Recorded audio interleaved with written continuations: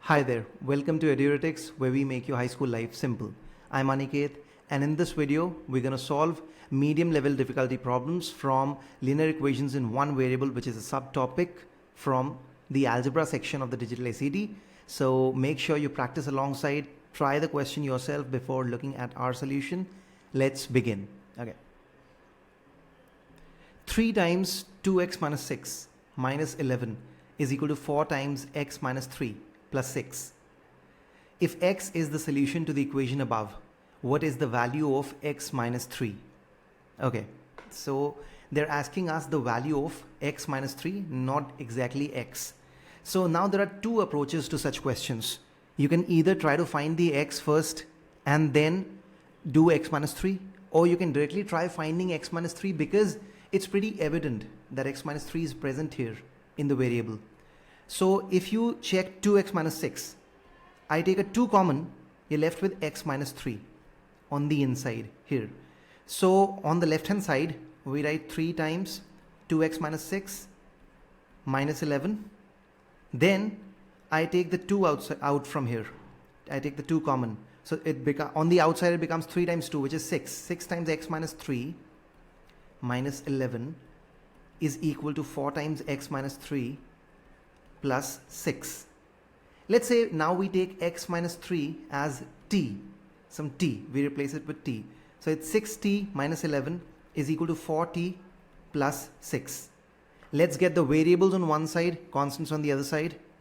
So to get the variables on one side, I'll get the t on the left hand side. So subtract both sides with a 4t. This gets cancelled. 6t minus 4t is a 2t minus 11 is equal to 6. Next, I try to get the constants on the right hand side.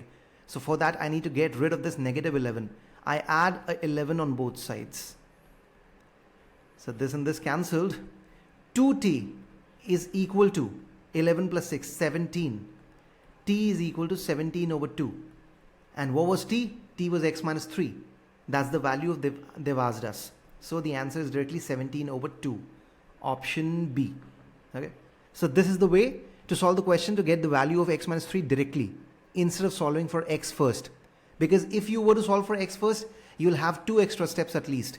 You'll have to open both the brackets in 2 separate steps and then do the solving, the rearrangements. Rather, what we did was we made both of them, we carved out x minus 3 on both sides. So all the variable terms are simply x minus 3. And then we replace that with a simpler variable, let's say t. Okay. So let's go to the next one. 2n plus 6 is equal to 14. This is an equation given to us. A tree had a height of 6 feet when it was planted. The equation above can be used to find how many years in n it took the tree to reach a height of 14 feet. Which of the following is the best representation of the number 2 in this context? Okay, the number 2 is here in multiplication with n, where n is the number of years. Okay, so we need to interpret the meaning of the number 2 here. So the number of years is n. So the number of years it took the tree to double its height, that's wrong. Okay, A is not correct. The average number of feet that the tree grew per year, that makes sense. Why? Because 6 feet was the initial height. After that, with each year, we've multiplied a 2. So let's say if 3 years were passed, so we've done 2 times 3 plus 6, which is 6 plus 6. So that means every year it's growing by 2 feet. That's the thing. So option B is the correct representation or interpretation of the number 2. Okay, that's the growth rate per year multiplied by the number of years. This gives you the total growth in those many years plus the initial height. That will give you the actual height after n years, the total height after n years. So option B is correct. Okay, let's go to the next one. Okay, 2x plus 16 is equal to a times x plus 8. This is the equation given to us. In the given equation, a is a constant. If the equation has infinitely many solutions, what is the value of a? So a very important concept here. Usually we do infinitely many solutions or no solution or unique solution for systems of equations, that is multiple equations. But even for a single linear equation in one variable, this exists. Let's see how. So whenever you have an equation of the form ax plus b is equal to 0, let's say. So x is equal to minus b by a. This is a unique solution, a single unique solution. But sometimes in linear equations in one variable, you can have infinite solutions or no solution as well. When does that happen? That happens when, first case, a is equal to 0, b is equal to 0. That is, you get an equation of this form, 0 equal to 0. Left hand side is 0, right hand side is 0. In this case, there are infinitely many solutions. So everything becomes 0. Left and right hand sides are equal and they're equal to 0. So infinitely many solutions.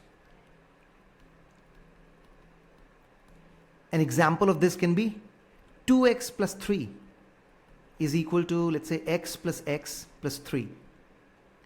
If you add the right hand side, it's 2x plus 3 on the right hand side as well, 2x plus 3 on the left hand side. Now, if I try to get the variables on one side, let's say I try to get the variables on the left hand side. So I subtract a 2x on both sides, hoping to cancel the 2x on the right hand side. But what happens at the end? On both sides the variable gets cancelled. So it's a 0 plus 3 is equal to 0 plus 3. When I try to get rid of the constant term from the left hand side, I subtract a 3 from both sides, hoping that the constant term on the left hand side will go away. But the constant term on both sides goes away. So we're left with 0 equal to 0. So this equation right here has infinitely many solutions. Okay. Now what is the next thing? What's the next case? The next case is when an equation has 0 solutions. When does that happen? That happens when we're left at the end with something like b equal to 0 or 0 equal to b, where the constant, so you might be left with 0 equal to 3 at the end after cancelling everything. This will have no solution. An example of this case can be 2x plus 1 is equal to 2x minus 4. When I try to get rid of the variable term on the right hand side so as to isolate the variables to the left, I do a minus 2x on both sides and I see that the variable gets eliminated. At the end we're left with 1 is equal to negative 4. This is not correct. This is wrong. If you take the 1 to the right hand side, this becomes 0 is equal to negative 5. No solution in this case. Okay. So I hope this is clear. Okay. These are important questions that you would be seeing on the paper from linear equation in one variable. There's one category of questions. Okay. So now let's try to solve our given question.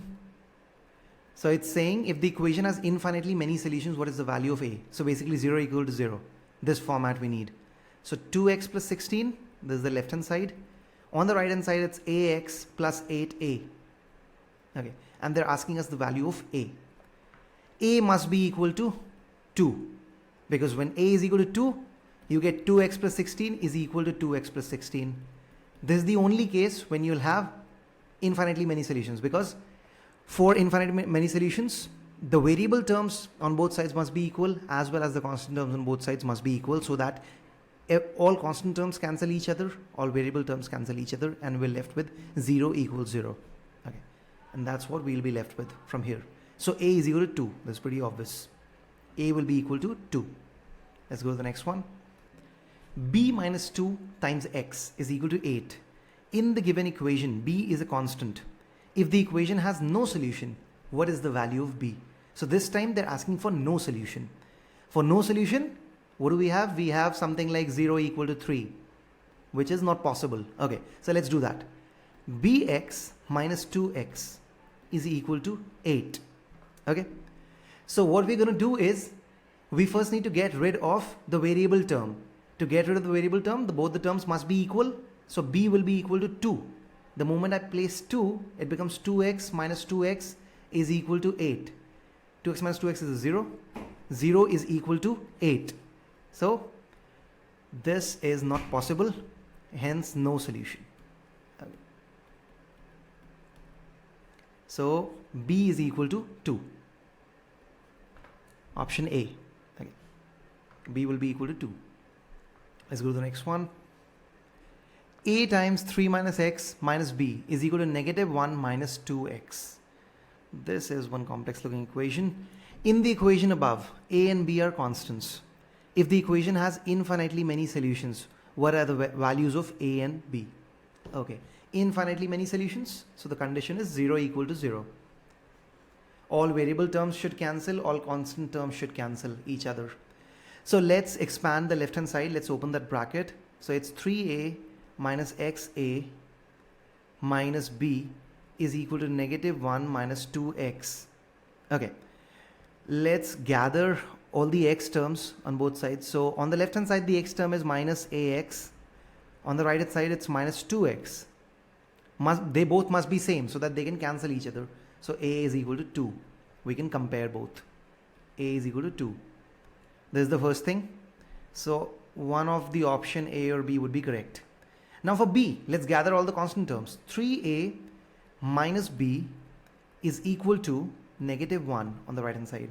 3a minus b, this is the constant on the left hand side, and negative 1 is the constant on the right hand side. A's value is 2. Let's put that here. So 3 times 2 is a 6 minus b is equal to negative 1. B is equal to 6 plus 1 or 7. A2, B7. Option B is the correct one here. Okay. Make sure you understand this. Let's go ahead. An agricultural scientist studying the growth of corn plants recorded the height of a corn plant at the beginning of a study and the height of the plant each day for the next 12 days. The scientist found that the height of the plant increased by an average of 1.2 centimeters per day for the 12 days. If the height of the plant on the last day of the study was 36.8 centimeters, what was the height in centimeters of the corn plant at the beginning of the study? Okay, so in 12 days, the corn plant has grown by some x centimeters, and at the end of the 12th day, it is 36.8 centimeters high. At the beginning, it would be 36.8 minus x centimeters high, because x centimeters is the growth that was done in 12 days. So each day it's growing by 1.2 centimeters. In 12 days, how much would it grow? 1.2 multiplied by 12, because every day 1.2 centimeters is getting added to the height. So this is the growth that was done in 12 days, that is equal to x. This is the value of x. So 12 times 12, that's a 144, and it's a 1.2, so it's a 14.4 centimeters. This is the growth that the plant attained in 12 days. So before the 12 days, how high was it? 36 minus 36.8 minus 14.4, which is 22.4. 22.4 centimeters, this was the height of the plant before the beginning of the 12 days. And at the end, it was 36.8. So 22.4 centimeters is the correct answer. This is a grid-in question. Okay. So here we end with the part 1 of medium difficulty for linear equations in one variable as part of our algebra practice. Make sure you understood all the questions that were discussed, the solutions that were discussed. If there's any problem, write it in the comments. Like, share and subscribe. Take care. Bye-bye.